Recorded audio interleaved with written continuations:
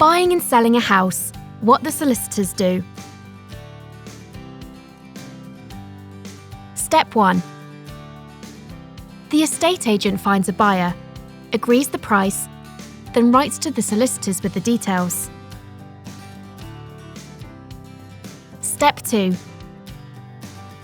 They write to their clients with their terms of business. To protect against property fraud, you'll have to provide ID to prove it really is you. You may also have to show how you acquired the money, so it is clear it is not the proceeds of crime. Step 3. If you're selling, you'll get some property forms to fill in, giving information about the property, such as if you've had new windows, an extension, or flood problems.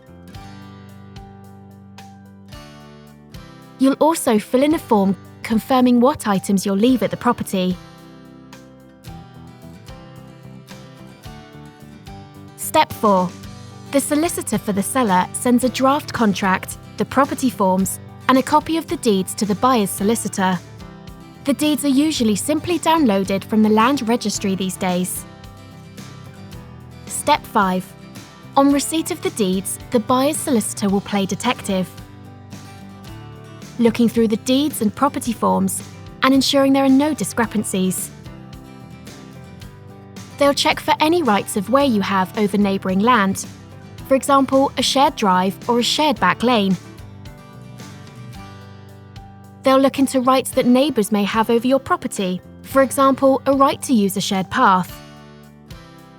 They'll check for private agreements in the deeds that restrict you doing things such as building an extension. They'll also make sure the correct paperwork is in place for any new windows, electrical works, and gas installations. Inquiries are then raised with the seller's solicitor to iron out any discrepancies. Step 6.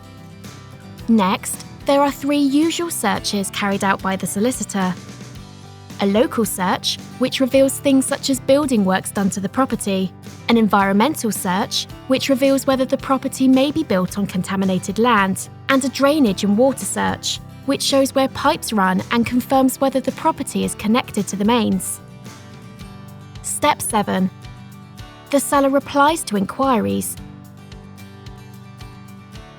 Then the buyer's solicitor sends a report to the buyers, explaining the deeds and the paperwork.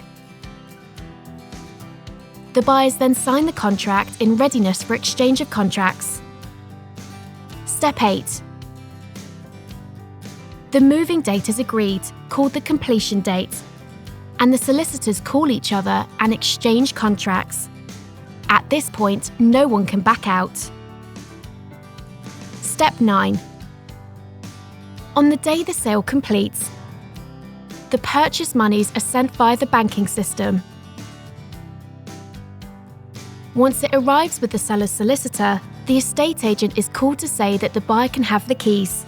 This is usually around midday, but can sometimes take longer. Step 10. The seller's solicitor then repays any mortgage and also pays the estate agent. The buyer's solicitor will register the change of ownership with the land registry.